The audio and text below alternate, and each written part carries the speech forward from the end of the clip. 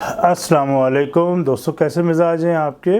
आपने पिछले व्लॉग जो हज़रत उमर फ़ारूक रज़ी अल्लाह अन्हु के हवाले से हमने 6 में हमने उनकी सवाना हयात, उनकी ज़िंदगी के मुख्तलिफ़ पहलुओं का ज़िक्र किया। तो आज की जो गुफ्तगू है वो भी बड़ी अहमियत की हामिल है।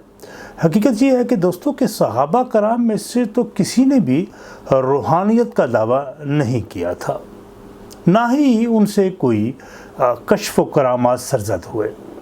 किसी भी एक मुस्तनद रवायत से साबित नहीं किया जा सकता कि सहाबा कराम में से किसी ने ये दावा किया हो।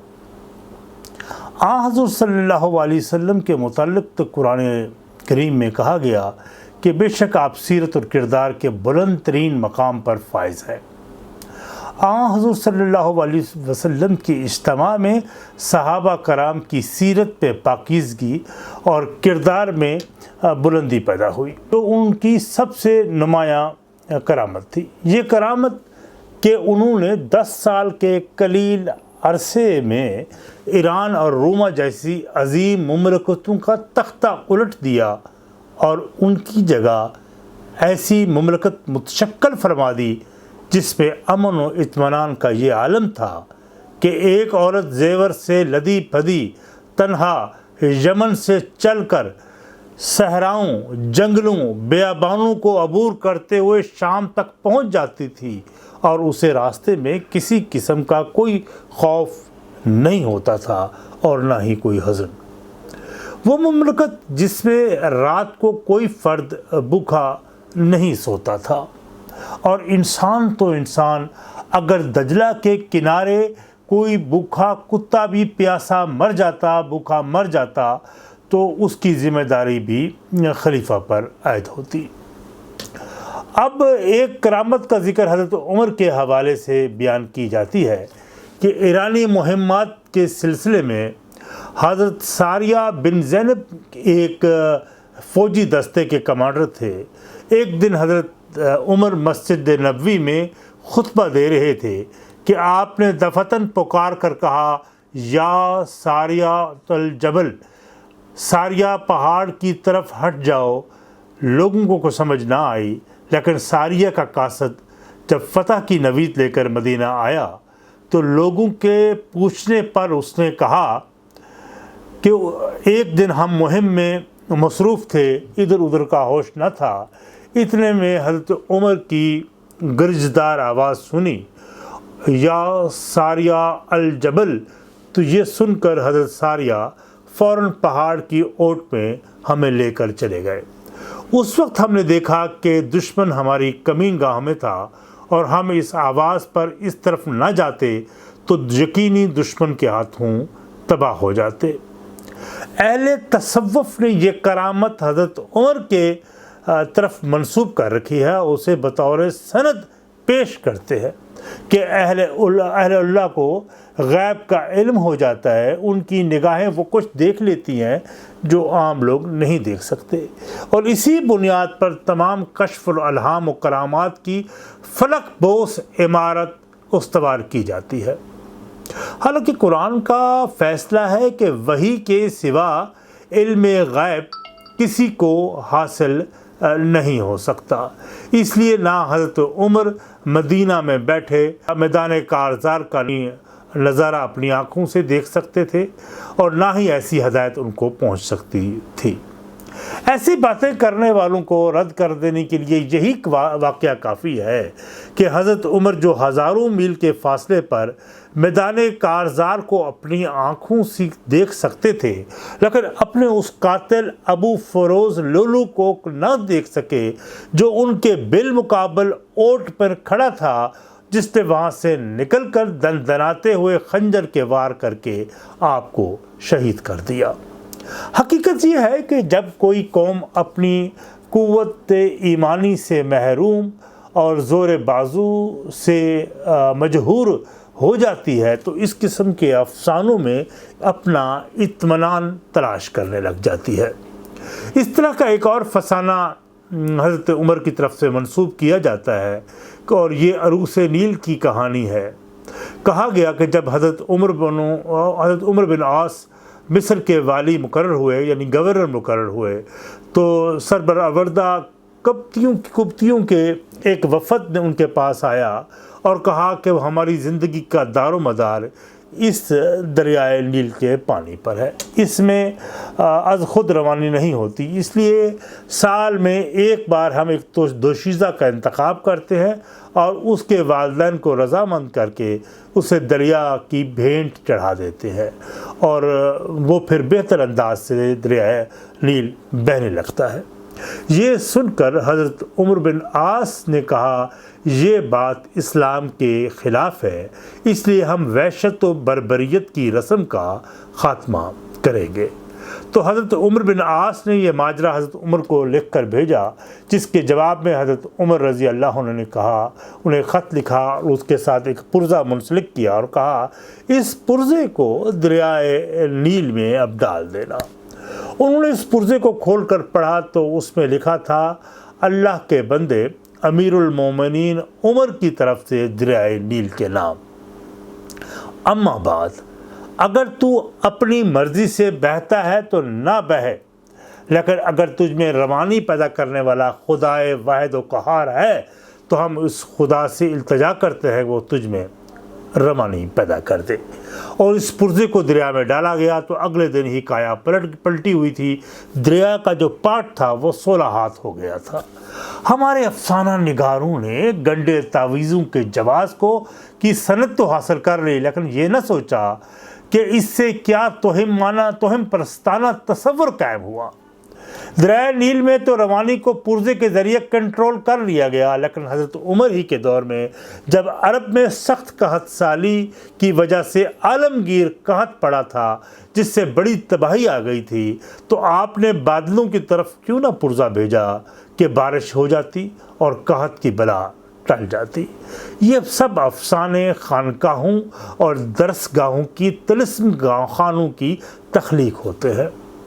حضرت عمر کی حکمرانی کی عظیم جو مثال انہوں نے قائم کی تھی وہ سب سے اہمیت کی عمل تھی کہ انہوں نے قانون کی عملداری کی۔ قانون کو سب سے پہلے اپنی ذات پر، پھر اپنے گھرانے پر عملی طور پر کر کے دکھایا اور یہ بتا دیا کہ کوئی قانون سے بالاتر نہیں، قانون سب کے لیے یکساں ہے۔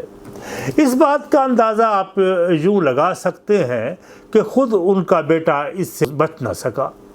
حضرت عمر کا بیٹا عبد الرحمن مصر میں تھے، وہاں کچھ دوستوں کی محفل میں شراب پی لی، اور ایک روایت اور بھی ہے کہ ان سے کوئی اخلاق سے گری ہوئی حرکت سرزد ہوئی جو جرم کے آتا ہے، تو ان کا جب نشہ حرن ہوا اور اترا تو احساس ہوا کہ جرم سرزد ہو گیا ہے، تو ان کا بیٹا ہوش میں آ کر احساس گناہ کے پیش نظر حضرت عمر بن عاص کے پاس آئے اور کہا کہ انہیں اس کی سزا دی جائے۔ حضرت عمر بن عاص نے امیر المومنین کے بیٹے کے ہونے کی حیثیت سے کچھ رعایت کی، انہیں مجمع عام میں درے نہ مارے گئے بلکہ ایک بند کمرے میں سزا دی گئی، جس کی اطلاع حضرت عمر کو فوراً ہو گئی، اور حضرت عمر بن عاص کو ایک سخت تنبیہی مراسلہ ارسال کیا جس کا آغاز میں ہی لکھ دیا کہ اے ابن العاص، تمہاری جرت اور بدعہدی پر مجھے تعجب ہوا، میں تمہیں معزول کر کے چھوڑوں گا کیونکہ تم نے عبد الرحمن کو اپنے گھر کے اندر کوڑے لگوائے۔ عبد الرحمن تمہاری رعایا کا ایک فرد تھا، تمہیں اس کے ساتھ وہی سلوک کرنا چاہیے تھا جو دوسرے مجرموں کے ساتھ کرتے، لیکن تم نے سوچا کہ وہ امیر المومنین کا بیٹا ہے، اس لیے ترجیحی سلوک کرنا چاہیے، لہٰذا تمہیں جیسے ہی خط ملے عبد الرحمن کو اونی چگا پہناؤ اور پالان یعنی وہ ایک اونٹ کی ننگی پیٹھ پر بٹھا کر اس کو مدینے کی طرف روانہ کر دو تاکہ وہ اپنی بدکاری کا مزہ چکھ لے۔ اس طرح حضرت عمر بن عاص نے اسی حکم پر عمل کرتے ہوئے انہیں ننگی پیٹھ کے اونٹ پر سوار کرایا، اور جب عبد الرحمن مدینہ پہنچے تو تھکاوٹ کی وجہ سے عبد الرحمن سے چلا بھی نہیں جا رہا تھا۔ حضرت عمر نے اس کو سزا کو عمل کروانا چاہا تو ساتھ بیٹھے حضرت عبد الرحمن بن عوف رضی اللہ عنہ نے کہا کہ امیر المومنین مجرم کو سزا مل چکی ہے، اب اسے دوبارہ سزا نہیں دی جا سکتی۔ بیٹا چلایا کہ وہ بیمار ہے، کیا آپ مجھے مار دینا چاہتے ہیں؟ اس کے باوجود حضرت عمر نے سنی انسنی کرتے ہوئے دوبارہ سزا دی۔ اور اسی طرح ایک بار حضرت عمر بن عاص کے بیٹے محمد ان کا نام تھا غالباً، انہوں نے ایک کتبی کو کسی معمولی بات پر تازیانوں سے پیٹا اور للکارتے ہوئے کہا تھا، دیکھ بڑوں کی اولاد ایسی ہوتی ہے۔ وہ کپتی حضرت عمر کے پاس آیا اور شکایت کی، آپ نے کسی تاخیر کے بغیر باپ بیٹے دونوں کو مصر سے بلا بھیجا۔ ان کے بیٹے کے اعتراف جرم پر آپ نے کپتی کے ہاتھ میں وہ درہ دیا اور کہا، اسے اسی طرح مارو جس طرح اس نے تمہیں مارا۔ جب وہ کوڑے مار رہا تھا تو وہ حضرت عمر کہہ رہے تھے، ہاں ہاں اس بڑے کی اولاد کو مارو، اس بڑے کی اولاد کو مارو۔ اور جب وہ پیٹ چکا تو آپ نے کپتی کو کہا، اس کے باپ حضرت عمر بن عاص کو بھی 2 کوڑے مار دو، کیونکہ اس نے درست تربیت کی ہوتی تو اس کے ذہن میں وہ خناس پیدا نہ ہوتا۔ لیکن کپتی نے ان پر کوڑے مارنے سے انکار کیا اور حضرت عمر نے ان سے کوڑا لے لیا اور غضبناک نگاہوں سے حضرت عمر بن عاص کی طرف دیکھا اور یہ فقرہ کہا جو تکریم آدمیت، شرف انسانیت کی تابندہ دلیل ہے۔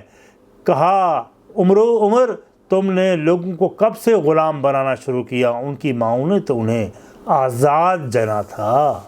اس جملے پر آپ غور تو کریں، ان کی ماؤں نے انہیں آزاد جنا تھا۔ یہ ہے قرآن کریم کی اس ابدی اصول کے درخشندہ تشریح جس میں کہا گیا کہ ہم نے ہر انسان کو اس کے انسان ہونے کی جہت میں واجب الاحترام پیدا کیا ہے۔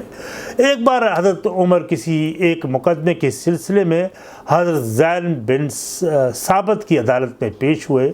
انہوں نے آپ کو تعظیماً بٹھانا چاہا تو آپ نے ان سے کہا، زید تم سے انصاف کی توقع کس طرح کی جا سکتی ہے جب تم نے ابتدا ہی میں فریقین میں امتیاز کرنا شروع کر دیا؟